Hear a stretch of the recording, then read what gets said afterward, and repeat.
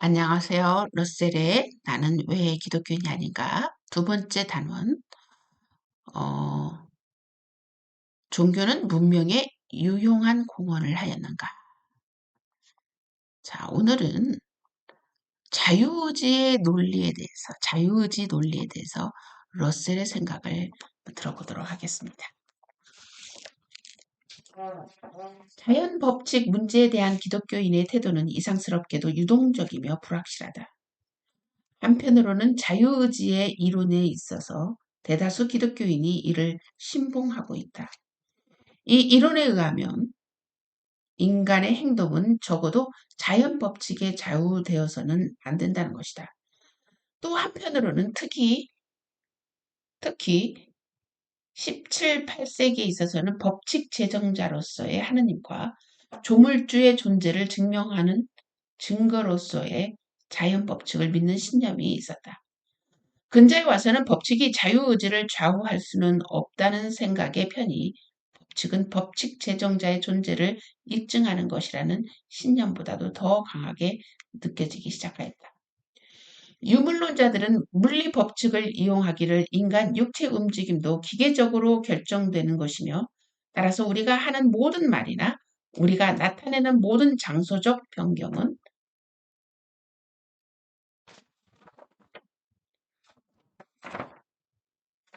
어떤 가능한 자유의지의 영역 밖에서 일어나는 것임을 보이는데 또는 보이려고 노력하는데 썼던 것이다. 만약 그렇다고 하면 우리들의 구속 없는 의지가 할 수 있는 분야로 남은 것은 별로 가치 없는 그런 것이다. 만약에 누가 시를 쓰거나 살인을 할 때 그의 행동에 포함된 육체 운동이 순전히 외부적 원인에 의해서만 이루어지는 것이라고 하면 전자의 경우에는 그에게 동상을 세워주거나 후자의 경우에는 그를 교수형에 처한다는 것은 무의미하게 보일 것이다. 어떤 형이상학적 체계 속에서 의지를 자유로이 할 수 있는 순수 사고의 영역이 남아있을지도 모를 것이다. 그러나 그것도 육체 움직임을 통해서만 남에게 전해질 수 있는 것인 만큼 자유의 경내에 속하는 것은 결코 남에게 전할 수 있는 성질의 것이 될 수 없으며 따라서 결코 사회적 중요성을 갖지 못할 것이다. 다음에 또 말하고자 하는 것은 진화론이 이를 받아들인 기독교인에게는 상당한 영향을 주었다는 것이다. 이 기독교인들은 인간을 설명할 이론을 다른 형태의 생물을 설명할 이론과 전혀 다르게 해보았자 소용없음을 알게 되었다. 그래서 인간에게 있는 자유의지를 옹호하기 위하여는 그들은 생물이 행동을 물리적 화학적 법칙에 견지해서 설명하려는 모든 기도를 반대하게 되었다. 모든 하등동물은 자동기계 장치라고 들고 나오는 데카르트의 입장은 이미 자유신학자의 인기를 차지하지는 못한다. 연속 법칙은 그들로 하여금 한 걸음 더 나아가 하여 소위 생명 없는 물질도 불변의 법칙에 따라 그 행동을 획일적으로 제약받을 수 있다는 경향으로 나가게 하고 있다. 이들이 간과한 사실은 만약에 법칙의 지배를 부인한다면 기적의 가능성도 또한 부인하게 된다는 것이다. 왜냐하면 기적이란 것은 일반 현상을 지배하는 법칙을 어겨서 하는 하느님의 행동이기 때문이다. 그러나 내가 상상할 수 있는 것은 오늘날의 자유신학자들도 신중한 태도로서 주장하기를 모든 피창조물은 기적이며 따라서 어떤 현상만이 신의 계제를 특히 입증하는 것으로 구애될 필요는 없다고 하리라는 것이다. 자연 법칙에 반대하는 이와 같은 태도의 영향을 받아 일부 기독교 옹호자들은 최근의 원자 이론, 즉 지금까지 믿어온 물리 법칙은 다수의 원자에 적용되는 근사치적, 평균적 진리이기는 하나 한편 많은 개개의 전자는 각각 마음대로 움직인다는 방향으로 나가는 이론에 달려들게 되었다. 나 자신이 믿는 바로는 이것은 하나의 일시적인 단계로서 물리학자들은 앞으로 전통 물리의 법칙과는 상당히 다를지 모르나 미세한 현상을 설명할 법칙을 발견하리라는 것이다. 그것은 아무러나 미세 현상에 대한 오늘날의 여론은 정말 중요한 것과는 아무런 관계가 없는 것이다. 눈으로 볼 수 있는 움직임, 아니 조금이라도 누구에게나 관심을 주는 모든 움직임은 과거의 법칙으로 충분히 감당할 수 있는 수많은 원자를 포함하고 있다. 시를 쓰거나 살인을 하거나 앞서 말한 예로 돌아가서 하려면 상당한 양의 잉크나 나판에 쓰이는 것을 움직여야 한다. 잉크를 구성하는 전자들은 그들의 조그만 무도실 안에 마음대로 춤추며 돌아갈지 모른다.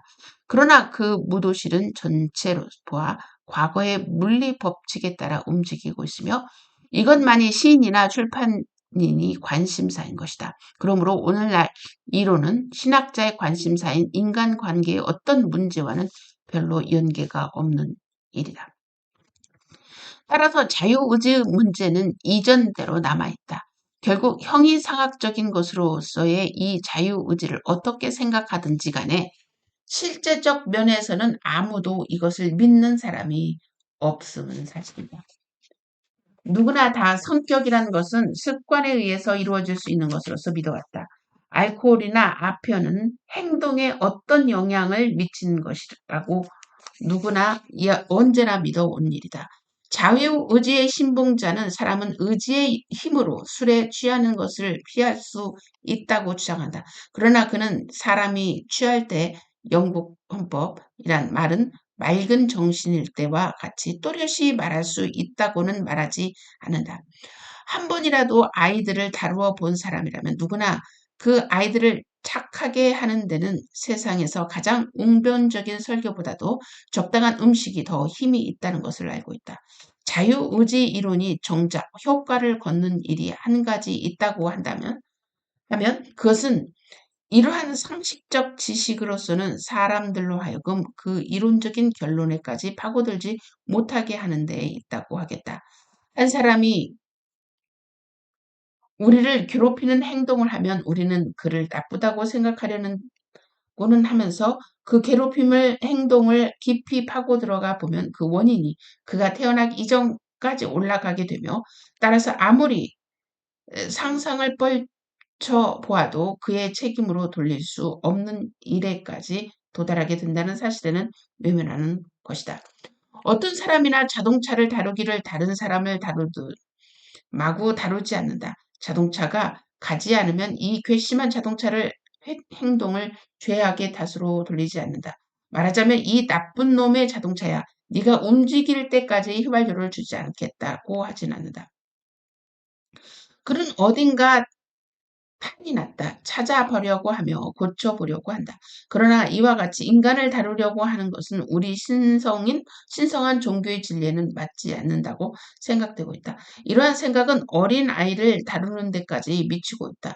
수많은 아이들은 벌을 줌으로써 갑자기 나빠지는 나쁜 버릇들을 가지고 있다. 그러나 모른 채 가만히 내버려두면 아마 이러한 버릇은 저절로 없어져 버릴 것이다. 그럼에도 부모들은 극소수의 예외를 제하고는 벌을 주면 오히려 정신 이상이 일으킬 우려가 있음에도 불구하고 벌을 가하는 것이 옳은 것으로 생각하고 정신 이상이 되면 법정에 있는 일을 그 버릇이 나쁜 증자로 삼되 벌이 나쁜 탓으로 생각지 않는다. 이것이 최근 뉴욕의 주에서 외설 행위로 기소된 사건의 신뢰에서 가져온 것이다. 교육의 개혁이 정신 이상 아와 정신박약아의 연구에서 이루어진 면이 큰 것은 이러한 아이들은 자기의 과거에 대하여 도덕적으로 책임이 없으며 따라서 정상화보다 더 과학적으로 다루어져 있기 때문이다. 아주 최근까지는 한 아이가 공부를 하지 못하면 그 적절한 치료법은 매질이었다. 이러한 생각은 아이들을 다루는 데 있어서는 거의 사라지기는 하였으나 형법에 있어서는 그대로 남아있다. 말할 것도 없이 범죄의 근성이 있는 자는 없어져야 한다. 그러나 공수병에 걸려서 사람들을 물려는 자도 비록 그들이 도덕적으로 책임이 있다고 생각할 사람은 없을지 모르나 없어져야 한다.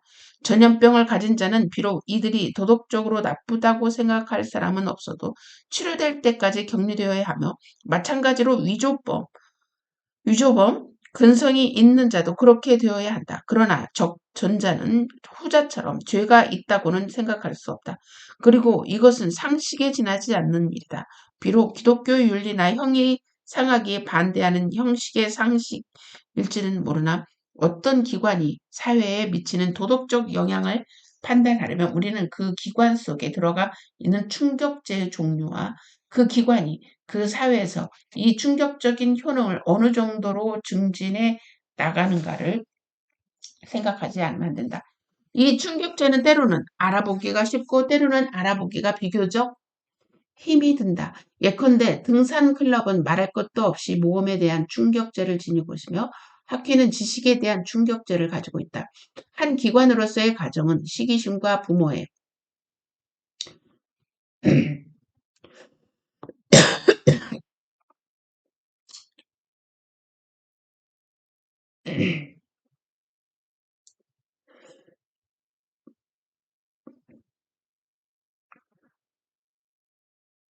부모의 정을 가지고 있고 축구단이나 정당은 경쟁심을 충격제로 갖고 있다. 그러나 두 개의 가장 큰 사회적 기관, 즉 교회와 국가는 그 심리적 동기 제공이 좀 더 복잡하다. 국가의 제일 목적은 분명히 국내의 범죄와 외적에 대한 안전보장이다.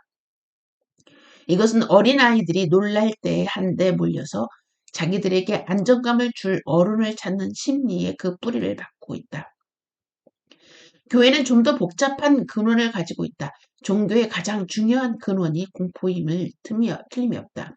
이 점은 오늘날 볼 수가 있으나 무엇이나 사람이 놀랄 때는 생각이 신에게로 쏠리고 말기 때문이다. 전쟁, 역병, 파손 등은 모두 사람을 종교적으로 되게 한다. 그러나 종교는 공포 이외의 다른 호소력을 가지고 있다. 종교는 특히 인간의 자기 존중 심리에 호소한다. 만약 기독교가 거짓이 아니라면 인간은 보기보다는 가여운 벌레는 아니다. 즉 그들은 조물주의 관심의 대상으로서 그들이 잘하면 조물주는 고맙게도 기뻐해 주시며 잘못하면 언짢아하시기 때문이다. 이것은 커다란 후대이다.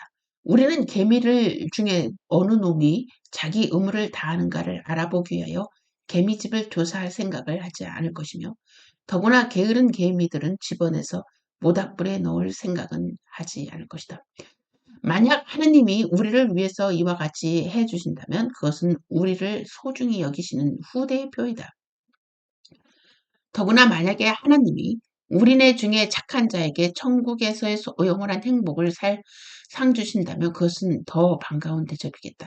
다음에는 비교적 현대적인 관념이 있으니 이에 의하면 우주의 전면은 모두 우리가 소위 선이라고 하는 결과, 다시 말하면 우리에게 즐거움을 주는 결과를 가져오기 위하여 꾸며졌다는 것이다. 이 관념 역시 우주는 우리와 마찬가지로 취미와 우리와 마찬가지로 편견을 갖고 있는 한 존재가 지배하는 것이라고 자기 본위로 해석해 버리는 것이다. 자, 우리가 여러분 자연법칙은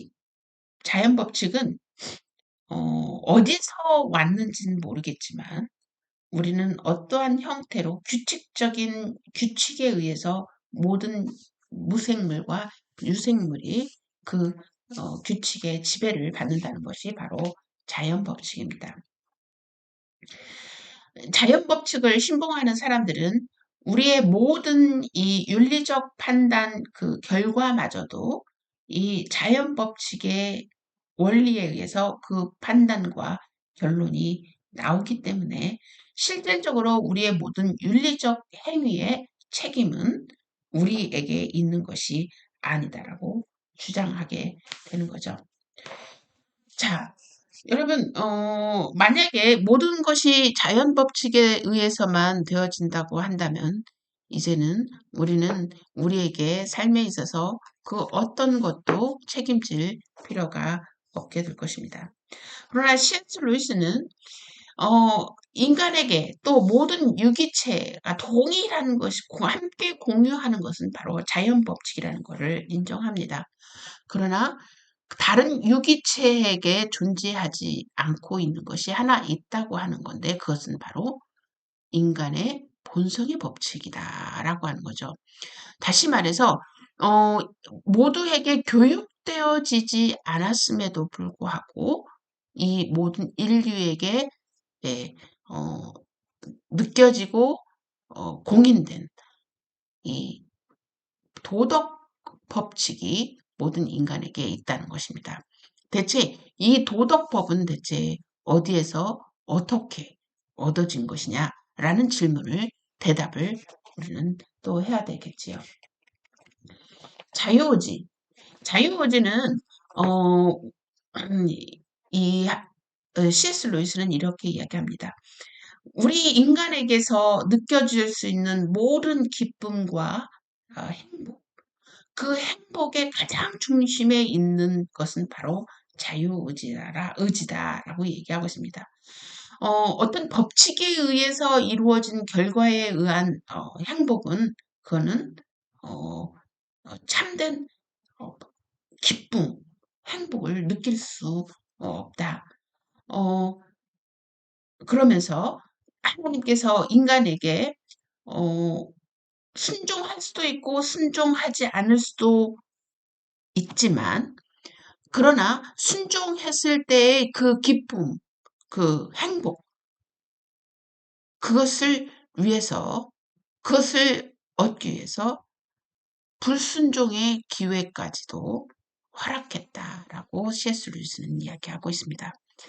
그래서 자유의지는 참된 기쁨과 행복의 필수 조건이라고 얘기하고 있는 거죠. 자, 어떤 것을 바라보느냐, 어떻게 생각하느냐, 여러분, 우리가 이제 물리학과 여러 가지가 이제 개발이 되면서 우리는 계속해서 법칙들을 발견하게 되는데요. 어, 과학자들이 두 부류가 있게 됩니다.